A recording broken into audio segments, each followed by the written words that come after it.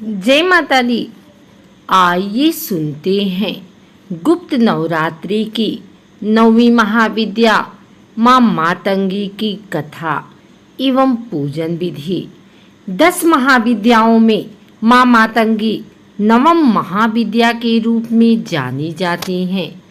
माता सती के 10 रूपों में से मातंगी देवी को 9वां रूप माना गया है। माता रानी का यह रूप सबसे अनोखा है, क्योंकि आपने कभी नहीं सुना होगा कि भगवान को जूठन का भोग लगाया जाता हो, लेकिन माता रानी के इस रूप को हमेशा जूठन का भोग लगाया जाता है। माता का यह स्वरूप जानकर आप भी मातंगी माता की कथा जानने के उत्सुक होंगे। इसलिए आज हम आपको मातंगी माता की कहानी, रूप, महत्व, साधना, लाभ इत्यादि के बारे में संपूर्ण वर्णन करेंगे। यह कथा बहुत ही रोचक है, जो भगवान शिव व उनकी प्रथम पत्नी माता सती से जुड़ी है। हालांकि उनकी दूसरी पत्नी माता पार्वती माँ सती का ही पुनर्जन्म मानी जाती हैं। मातंगी महाविद्या की कहानी के अनुसार एक बार माता सती के पिता राजा दक्ष ने विशाल यज्ञ का आयोजन करवाया था। चूंकि राजा दक्ष भगवान शिव से द्वेष भावना रखते थे और अपनी पुत्री सती के द्वारा उनसे विवाह किए जाने के कारण क्षुब्ध थे, इसलिए उन्होंने उन दोनों को इस यज्ञ में नहीं बुलाया। भगवान शिव इस बारे में जानते थे, लेकिन माता सती इस बात से अनभिज्ञ थी। यज्ञ से पहले जब माता सती ने आकाश मार्ग से सभी देवी देवताओं व ऋषियों मुनियों को उस ओर जाते देखा तो अपने पति से इसका कारण पूछा। भगवान शिव ने माता सती को सब सत्य बता दिया और निमंत्रण ना होने की बात कही। तब माता सती ने भगवान शिव से कहा कि एक पुत्री को अपने पिता के यज्ञ में जाने के लिए निमंत्रण की आवश्यकता नहीं होती है। माता सती अकेले ही यज्ञ में जाना चाहती थी, इसके लिए उन्होंने अपने पति शिव से अनुमति मांगी, किंतु उन्होंने मना कर दिया। माता सती के द्वारा बार बार आग्रह करने पर भी शिव नहीं माने तो माता सती को क्रोध आ गया और उन्होंने शिव को अपनी महत्ता दिखाने का निर्णय लिया। तब माता सती ने भगवान शिव को अपने 10 रूपों के दर्शन दिए, जिनमें से 9वीं मातंगी देवी थी। माता रानी के यही 10 रूप 10 महाविद्या कहलाए। अन्य 9 रूपों में क्रमशः काली, तारा, षोडशी, भुवनेश्वरी, भैरवी, छिन्नमस्ता, धूमावती, बंगलामुखी व कमला आती हैं। भगवान शिव का एक नाम मतंग भी है। उनकी पत्नी होने के कारण माता रानी के इस रूप का नाम मातंगी माता पड़ा। मातंगी से तात्पर्य माँ दुर्गा व माँ सरस्वती के रूप से भी है। माँ का रूप कई अर्थों में माता सरस्वती के समान है, इसलिए इन्हें तांत्रिक सरस्वती के नाम से भी जाना जाता है।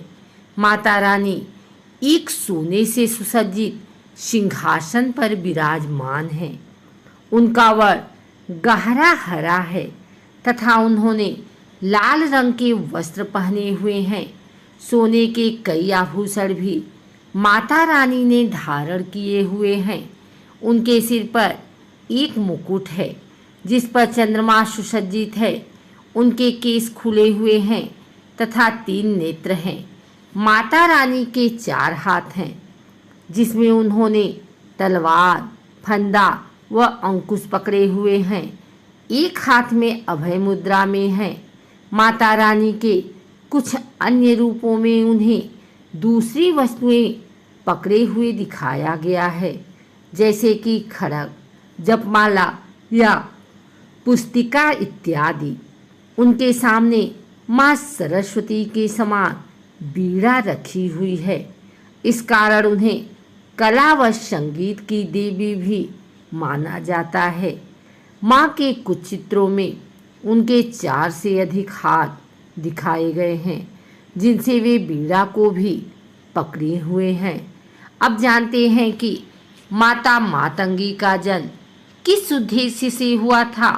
माँ सती ने अपनी विद्याओं में से एक रूप माता मातंगी का दिखाया था, लेकिन उनका असल में प्राकट्य कैसे हुआ था, इसके बारे में जानना भी आवश्यक है, ताकि उनके बारे में अधिक जाना जा सके। इसके पीछे भी एक रोचक कथा जुड़ी हुई है, जिस कारण माता रानी के इस रूप को जूठन का भोग लगाया जाता है। दरअसल एक बार भगवान विष्णु माँ लक्ष्मी के साथ कैलाश पर्वत भगवान शिव व माता पार्वती से मिलने गए। भगवान विष्णु अपने साथ भोजन भी लेकर गए, जिसे उन्होंने शिव व पार्वती को खाने के लिए दिया। जब शिव व पार्वती उस भोजन को खाने लगे तो थाली में से भोजन का कुछ अंश धरती पर गिर गया।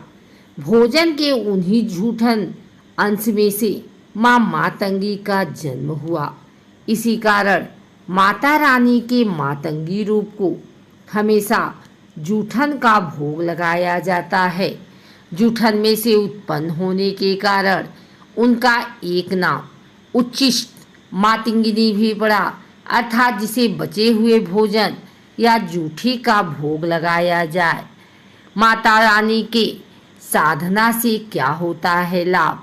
चूँकि माता मातंगी का यह रूप माता सरस्वती के समान है, इसलिए इनकी साधना करने से हमें माता सरस्वती की पूजा के समान लाभ भी मिलते हैं।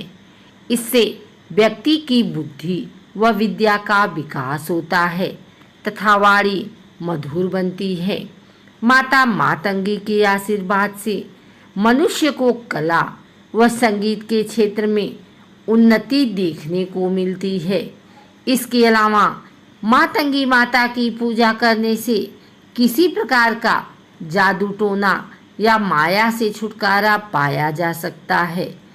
यदि किसी ने आपके ऊपर कोई टोटका या तंत्र किया है तो आप माँ मातंगी की सहायता से उससे छुटकारा पा सकते हैं।